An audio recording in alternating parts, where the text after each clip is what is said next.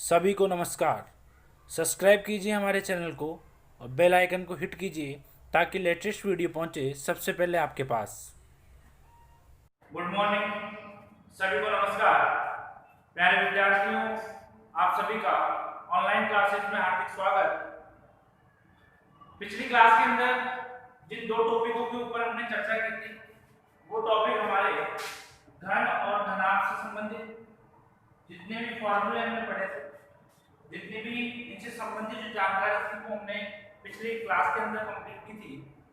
और पिछली क्लास के अंदर मैंने आपको ये बताया था कि जो द्विविमीय और त्रिविमीय आकृतियों के जो पृष्ठीय क्षेत्रफल और आयतन है उससे संबंधित हमें जिन जिन आकृतियों के बारे में चर्चा करनी है, उसमें जो अगली आकृति रहने वाली है वो रहने वाली है बेलन, उसके अलावा शंकु, उसके अलावा गोला और अर्धगोला। इन चार चीजों के बारे में हमें आपको डिस्कस करना है। घन घनाभ के बारे में हमने पहले डिस्कस कर लिया था। आज जो हमारा टॉपिक रहने वाला है वो बेलन और शंकु से संबंधित रहेगा और अगली क्लास के अंदर हम गोले और अर्धगोले के बारे में डिस्कस करेंगे। तो घन और घनाभ से संबंधित जो भी फॉर्मूले हमने पढ़े थे वो फॉर्मूले आप लोगों को याद हो गए होंगे। उनसे संबंधित जो भी टॉपिक हमने बताए थे वो टॉपिक वो जो परिभाषाएं और उनसे संबंधित जो भी गुणधर्म थे वो हमने पिछली क्लास के अंदर डिस्कस कर लिया था। तो मैं उम्मीद करता हूं कि आप लोगों ने उन फॉर्मूलों को, उनकी परिभाषाओं को और उनके गुणधर्मों को अच्छी प्रकार से समझा होगा और वो आपके कंप्लीट हो गए होंगे। प्यारे विद्यार्थियों, जैसा कि पिछली क्लास के अंदर मैंने आपको बताया था कि ये जो टॉपिक है ये टॉपिक कक्षा 8, 9 और 10 तीनों से जुड़ा हुआ है और ये ऐसा टॉपिक है जिस टॉपिक के अंदर आप लोगों को फॉर्मूलों की सहायता से क्वेश्चनों को सॉल्व करना होता है। अगर आप लोगों के फॉर्मूले सही होंगे तो आप क्वेश्चन को बहुत जल्दी से सॉल्व कर लोगे और अगर आपने गलत फॉर्मूले का उपयोग किया तो हो सकता है कि आपका जो क्वेश्चन है वो गलत हो जाए। तो इस टॉपिक के अंदर जो सबसे इंपॉर्टेंट और जो सबसे महत्वपूर्ण बात है वो यही है कि आप लोगों को इनके जो फॉर्मूले हैं फॉर्मूले इस प्रकार से होने चाहिए कि उन फॉर्मूलों में किसी भी प्रकार का डाउट या कंफ्यूजन आपके बीच में नहीं होना चाहिए और उन फॉर्मूलों को आपको इस प्रकार से याद करना है कि जब एग्जाम में क्वेश्चन आए तो आप बिल्कुल सही तरीके का फॉर्मूला उपयोग करके उसको सॉल्व कर सको। कक्षा 10 की अगर मैं बात करूं तो कक्षा 10 के सिलेबस में इन फॉर्मूलों से संबंधित आपके एग्जाम के अंदर 6 नंबर के क्वेश्चन पूछे जाते हैं। पिछले साल का जो बोर्ड का पेपर अगर आप लोगों ने देखा है तो उस बोर्ड के पेपर में बिल्कुल सीधा सीधा सा लिखा हुआ था कि आपको इसका पृष्ठीय क्षेत्रफल और आयतन ज्ञात करना है। इसी फॉर्मूलों की क्लास होने के बाद में हम इनकी क्वेश्चनों की क्लास के ऊपर भी चर्चा करेंगे। तो वो जो क्वेश्चन हम करेंगे उन क्वेश्चनों में जो सबसे ज्यादा योगदान रहने वाला है तो उनके फॉर्मूलों का रहने वाला है। तो आज हम नए टॉपिक के ऊपर चर्चा करने वाले हैं और जो नया टॉपिक होगा वो हमारे पास में होगा बेलन। बेलन क्या होता है ये लगभग सभी विद्यार्थियों को ज्ञात है, लेकिन आज हम इसके बारे में विस्तृत चर्चा करेंगे। हम जानेंगे कि इस बेलन को बनाने में क्या क्या चीजें इंपॉर्टेंट होती हैं। इस बेलन को बनाने के साथ साथ हम इसके वक्र पृष्ठीय क्षेत्रफल जिसको हम सामान्य भाषा में पार्श्व पृष्ठीय क्षेत्रफल भी कहते हैं और संपूर्ण पृष्ठीय क्षेत्रफल के ऊपर चर्चा करेंगे। साथ में हम ये भी समझेंगे कि इसके अंदर कौन कौन सी विमाएं होती है, कौन कौन से मात्रकों का उपयोग हम फॉर्मूलों के साथ में करते हैं और किस प्रकार से इसके आयतन की गणना की जाती है। तो सबसे पहले हम बात करते हैं बेलन की। तो अगर मैं बेलन के डायग्राम की बात करूं तो ये होता है हमारे पास में बेलन का डायग्राम। इस प्रकार की जो आकृति होती है उस आकृति को हम बेलन कहते हैं। ये जो लाइन मैंने ड्रॉ की है ये दोनों जो लाइनें होंगी ये इस बेलन की रेडियस कहलाएगी, इस बेलन की क्या कहलाएगी, त्रिज्या कहलाएगी। और ये जो लाइन होगी ये इस बेलन की क्या कहलाएगी, हाइट कहलाएगी, जिसको हम एस से रिप्रेजेंट करते हैं, जिसको हम ऊंचाई बोलते हैं। तो बेलन के अंदर दो विमाएं होती हैं, एक विमा होती है हमारे पास में ऊंचाई h और दूसरी विमा होती है हमारे पास में त्रिज्या r। तो दो विमाएं जो होती है इन विमाओं के लिए हम जो फॉर्मूले पढ़ने वाले हैं उनमें जो पहला फॉर्मूला होगा वो होगा बेलन का वक्र पृष्ठीय क्षेत्रफल। दूसरा फॉर्मूला जो हम पढ़ेंगे वो पढ़ेंगे हम बेलन का संपूर्ण पृष्ठीय क्षेत्रफल और तीसरा फॉर्मूला जो हम पढ़ेंगे वो पढ़ेंगे बेलन का आई। तो पहले विद्यार्थियों सबसे पहले इस डायग्राम को समझते हैं। तो जैसा कि आप लोगों को नजर आ रहा होगा कि डायग्राम तीन प्रकार की आकृतियों से मिलकर के बना हुआ है। तीन प्रकार की जो आकृतियां आप लोगों को दिखाई दे रही है उन आकृतियों के बारे में आप कह सकते हो कि ये वाली जो आकृति है वो क्या है, वृत्त, और ये वाली जो आकृति है वो क्या होती है, वृत्त, और जो बीच में आकृति आ रही है क्या आकृति क्या होती है, आयत होती है। तो जब किसी आयत को चारों तरफ एक भुजा के अनुदिश घुमा दिया जाता है तो जो आकृति प्राप्त होती है वो बेलन की होती है, और बेलन का ऊपरी सिरा और जो नीचे वाला सिरा होता है वो वृत्ताकार होता है, और जो बीच वाला सिरा होता है वो आयताकार होता है। अब इसमें कुछ फॉर्मूले जो छोटे-छोटे क्वेश्चनों के रूप में आ जाते हैं। अगर मैं इसकी बात करूं तो जैसा कि आप सभी विद्यार्थियों को पता होगा कि जो वृत्त का क्षेत्रफल होता है, ये वृत्त का क्षेत्रफल हमारे पास में जो होता है वो होता है पाई आर स्क्वायर। अगर मैं बात करूं सेकंड नंबर पे वृत्त की परिधि की, तो वृत्त की जो परिधि होती है उसका जो फार्मूला होता है वो 2 पाई आर होता है। वृत्त की जो परिधि होती है उसका जो फार्मूला होता है वो क्या होता है, 2 पाई आर, और वृत्त का जो क्षेत्रफल होता है उसका फार्मूला क्या होता है, पाई आर स्क्वायर। अब अगर आपसे कोई पूछता है कि बेलन के ऊपरी पृष्ठ का क्षेत्रफल बताइए या फिर बेलन के ऊपरी पृष्ठ का परिमाप आप बताइए, जो परिधि होती है उस परिधि को परिमाप भी बोला जा सकता है। या आपने छोटी क्लास के अंदर पढ़ा होगा कि जो परिधि होती है उस परिधि को क्या बोला जा सकता है, परिमाप भी बोला जा सकता है। तो अगर आपसे पूछा जाता है कि बेलन के आधार का क्षेत्रफल ज्ञात कीजिए, तो बेलन का आधार किस प्रकार का है, वृत्ताकार, और जो ऊपरी वाला भाग है वो भी कैसा है, वृत्ताकार भाग है। तो आपसे कुछ क्वेश्चनों में ये फॉर्मूले से संबंधित जो बातें होंगी वो पूछी जाएगी। तो अगर मैं लिखूं तो मैं लिख सकता हूं बेलन का या फिर बेलन के आधार का क्षेत्रफल। तो बेलन के जो आधार का क्षेत्रफल होता है वो पाई आर स्क्वायर होता है। अगर आपसे क्वेश्चन के अंदर बात की जाती है बेलन के आधार की परिधि, तो बेलन के आधार की परिधि की जब बात की जाएगी तो बेलन के जो आधार की परिधि होगी वो क्या होगी, 2 पाई आर होगी। ये बहुत ही सिंपल फॉर्मूले हैं, लेकिन फिर भी क्या होता है कि कभी-कभार एग्जाम के अंदर जो भाषा दी हुई होती है क्वेश्चन की उस भाषा को समझने में हम गलती कर देते हैं, और उस गलती की वजह से जो सिंपल फॉर्मूला हमारे को लगाना होता है वो फॉर्मूला हम नहीं लगाते हैं, और हमारे माइंड में इस प्रकार के क्वेश्चन पुट अप हो जाते हैं कि ये तो हमने पढ़ाई नहीं है। तो मैं आपको बता देता हूँ कि जो 2D और 3D जो आकृतियों की जो फॉर्मूले परिमाप हम पढ़ने जा रहे हैं, या जो पिछले दोनों टॉपिकों के अंदर हमने चर्चा की थी, तो जो भी आपके एनसीईआरटी के पाठ्य पुस्तक के अंदर जैसा नेट 9 और 9 में क्वेश्चन दिए हुए हैं उन क्वेश्चनों से संबंधित जितने भी फॉर्मूले होंगे उन सब के बारे में हम डिस्कस करेंगे। तो सबसे पहले मैंने आपको ये बताया कि बेलन के जो आधार का क्षेत्रफल होता है वो पाई आर स्क्वायर होता है, और बेलन के आधार की जो परिधि होती है वो 2 पाई आर होती है। जब हमने घनाभ की चर्चा की थी तो घनाभ के अंदर हमने घनाभ का जो संपूर्ण पृष्ठीय क्षेत्रफल पढ़ा था वो 6 into भुजा स्क्वायर पढ़ा था, और बेलन का जो घन था उसका जो 5 पृष्ठीय क्षेत्रफल हमने पढ़ा था वो 4 into भुजा स्क्वायर पढ़ा था, और जो घन है उसके एक पृष्ठ का क्षेत्रफल जो हमने पढ़ा था तो भुजा स्क्वायर पढ़ा था, जो कि किसका क्षेत्रफल होता है, वर्ग का क्षेत्रफल होता है। तो कभी-कभार एग्जामिनर कंफ्यूज करने के लिए कुछ ऐसी चीजें आपको दे देता है कि थोड़ा सा क्वेश्चन का जो लैंग्वेज है वो थोड़ा सा अच्छा होता है, तो आपको उसको बड़े शांत तरीके से पढ़ना है, समझना है क्वेश्चन क्या कहना चाह रहा है, क्या नहीं कहना चाह रहा है। तो इसके नॉर्मल फॉर्मूले थे। अब हम बात करते हैं इसके जो ज्यादातर इंपॉर्टेंट फॉर्मूले हमारे काम में आते हैं, जो हमसे पूछे जाते हैं उनके बारे में डिस्कस करते हैं। तो हमारा जो पहला फॉर्मूला रहने वाला है वो पहला फॉर्मूला होगा बेलन का वक्र पृष्ठीय क्षेत्रफल। बेलन का वक्र पृष्ठीय क्षेत्रफल। तो बेलन का जो वक्र पृष्ठीय क्षेत्रफल होता है वो होता है 2 पाई आर एच। बेलन का जो वक्र पृष्ठीय क्षेत्रफल होता है वो होता है आपके पास में 2 पाई आर एच। अब 2 पाई आर एच के बाद में अगर हम बात करते हैं तो इसी बेलन का जो वक्र पृष्ठीय क्षेत्रफल होता है उसी को आप पार्श्व पृष्ठीय क्षेत्रफल बोल सकते हो। आगे अगर हम चर्चा करें तो आगे जब हम चर्चा करेंगे तो अगले फॉर्मूले की मैं बात करूं तो अगला फॉर्मूला होगा बेलन का संपूर्ण पृष्ठीय क्षेत्रफल। बेलन का संपूर्ण पृष्ठीय क्षेत्रफल। तो बेलन का जो संपूर्ण पृष्ठीय क्षेत्रफल होता है वो होता है 2 pi r bracket h plus r। तो जो बेलन का संपूर्ण पृष्ठीय क्षेत्रफल होता है वो क्या होता है 2 pi r bracket h plus r होता है।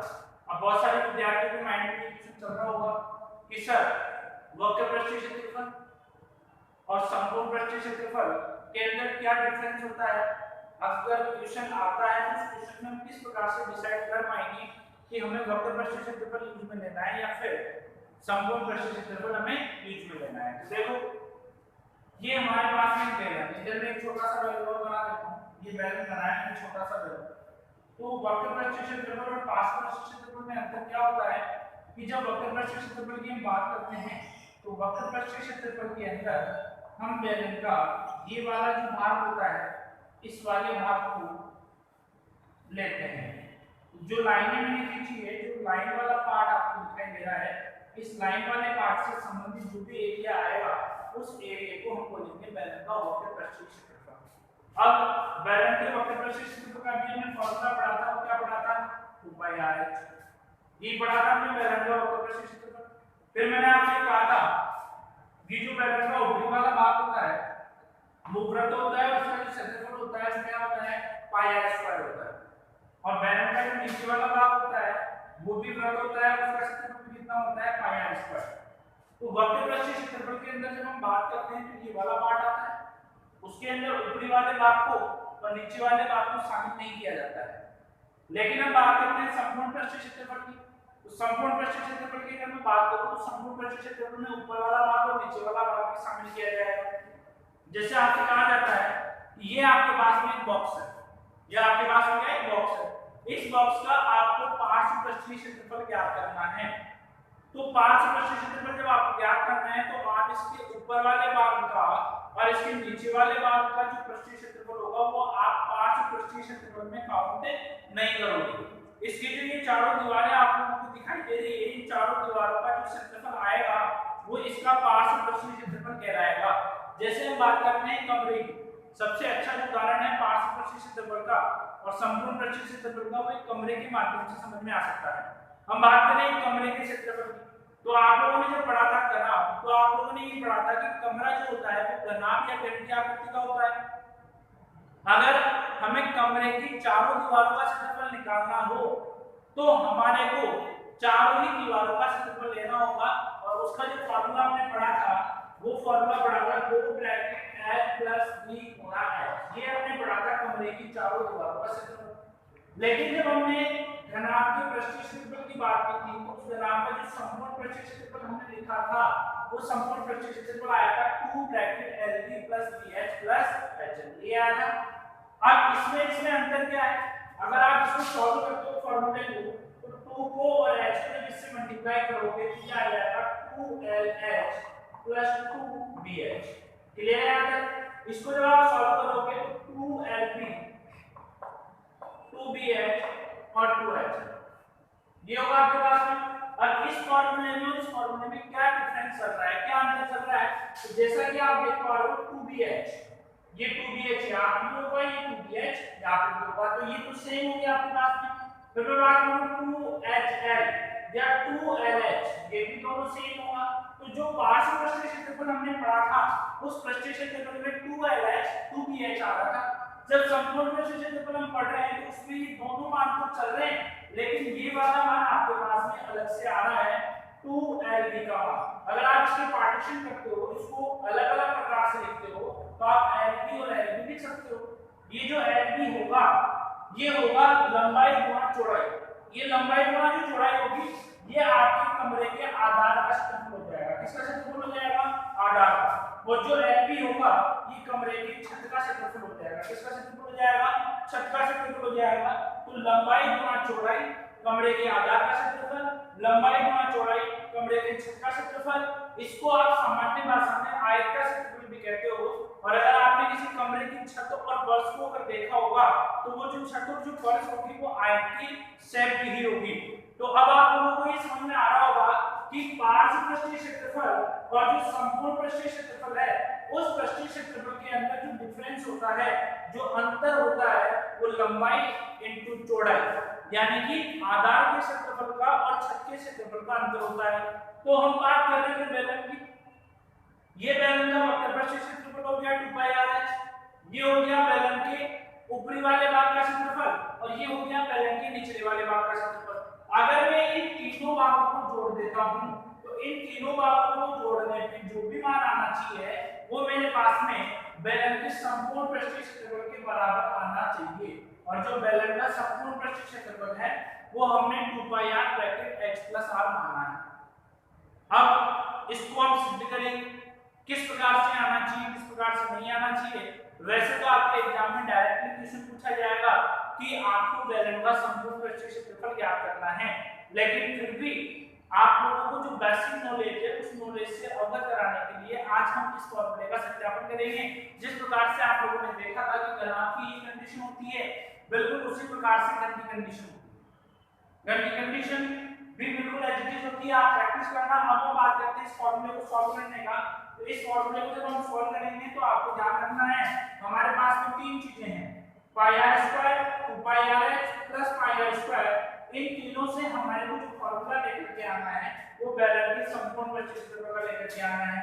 तो देखो ये तो हो गया 2 पाई r h जो है बेलन का वक्र पृष्ठ क्षेत्रफल, ये हो गया पाई r स्क्वायर जो बेलन के ऊपरी वाले भाग का क्षेत्रफल, और ये हो गया पाई r स्क्वायर जो बेलन के आधार का क्षेत्रफल। कितनी चीजें आ गई? तीन। कौन कौन सी चीज है? ये तो हो गया इसका वक्र पृष्ठ क्षेत्रफल, ये हो गया ऊपर वाले भाग का क्षेत्रफल, और ये हो गया नीचे वाले भाग का क्षेत्रफल। इसको कैलकुलेशन के माध्यम से अगर हम सॉल्व करते हैं तो आपके पास में जो मान आना चाहिए वो बेलन का संपूर्ण पृष्ठ क्षेत्रफल 2 pi r bracket h plus r आना चाहिए। अगर ये इस प्रकार से आता है तो हम जो कर रहे हैं बिल्कुल सही कर रहे हैं, और अगर नहीं आता है तो जो हमारा वक्र पृष्ठ क्षेत्रफल का और संपूर्ण पृष्ठ क्षेत्रफल का जो कांसेप्ट है वो क्या है? गलत है। तो देखो विद्यार्थियों 2 पाई r h पाई r स्क्वायर को आप ऐड करोगे तो ये होगा 2 पाई r स्क्वायर। क्लियर है यहां तक? इन दोनों में से क्या कॉमन ले सकते हैं? तो आपको 2 नजर आ रहा होगा, आपको पाई भी नजर आ रहा होगा, आपको r भी नजर आ रहा होगा। तो इसमें से अगर आप 2 पाई r को कॉमन ले लेते हो तो आपके पास में मान बचेगा h प्लस r। क्या बचने वाला है? h प्लस r आपके पास में बचने वाला है। h प्लस r आपके पास में बचने वाला है तो ये 2 pi r bracket h plus r जो है वो हमारे पास में किसका पृष्ठ क्षेत्रफल है? बताओ देखो। तो ये होगा बेलन का संपूर्ण पृष्ठ क्षेत्रफल।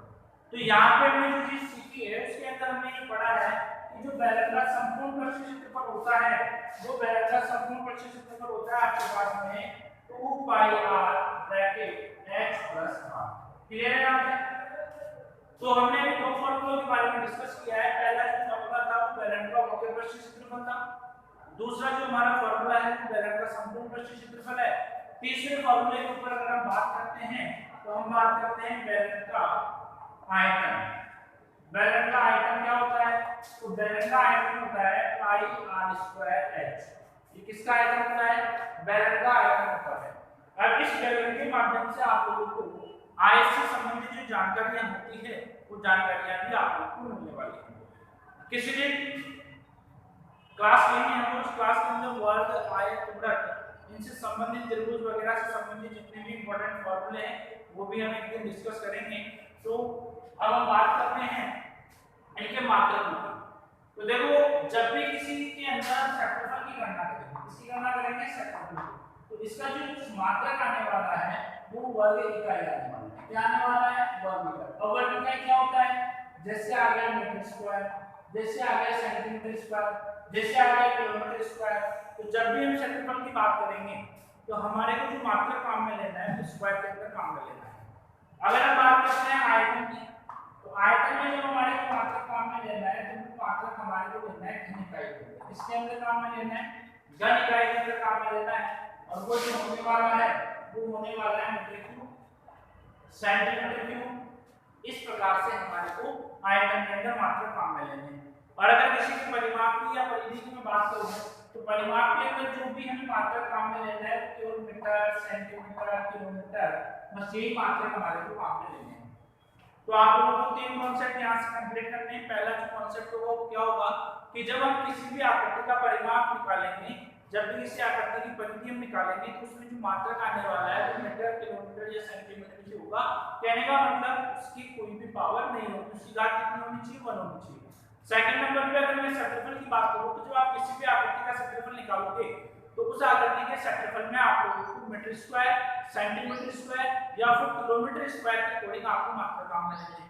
हम बात करते हैं किसी आकृति के बारे में, तो जब आपको किसी आकृति का क्षेत्रफल निकालना हो तो उस आकृति के क्षेत्रफल के लिए आपको मीटर क्यूब, सेंटीमीटर क्यूब या फिर किलोमीटर क्यूब या जो भी मात्रक हमारे को क्वेश्चन के अकॉर्डिंग मिलने वाला है उस मात्रक को इकाई मीटर के अंदर हमको लिखना होगा। तो ये बैलेंस से संबंधित जो भी डिस्कस था वो हमारा कंप्लीट हुआ। बात करते हैं नए टॉपिक के ऊपर और नई जो आकृति होने वाली है हमारी वो शंकु होने वाली है। शंकु से संबंधित हम क्षेत्रफल के बारे में डिस्कस करते हैं। तो जो शंकु होता क्या है पहले उसके बारे में हम डिस्कस करेंगे। शंकु के बारे में हम डिस्कस करने वाले हैं तो शंकु जो आकृति होती है वो आकृति आप लोगों को इस प्रकार की दिखाई देने वाली आकृति होती है। ये जो आकृति है इसकी आकृति है शंकु की आकृति। इस शंकु की आकृति के अंदर 3 विमाएं होती है।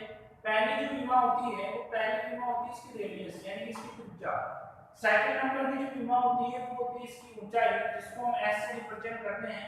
और जो थर्ड नंबर की जो विमा होती है वो होती है इसकी त्रिज्या ऊंचाई जिसको हम l से लिखते हैं। तो देखो जो r होती है वो क्या होती है, त्रिज्या होती है, ये सबको पता है। h होती है वो क्या होती है, ऊंचाई, ये भी सबको पता है।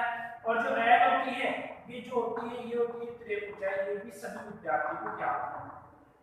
तो त्रिज्या, ऊंचाई और त्रिज्या ऊंचाई ये जो तीनों विमा है ये आपके पास में किसी भी आकृति के अंदर आ सकती है। तो आप लोगों को याद रखना है कि जो ऊंचाई होती है उसको h से रिप्रेजेंट किया जाता है जो लंब का काम करती है, और जो त्रिज्या ऊंचाई होती है उसको हम रिप्रेजेंट किससे करते हैं, l से रिप्रेजेंट करते हैं। क्लियर है याद है।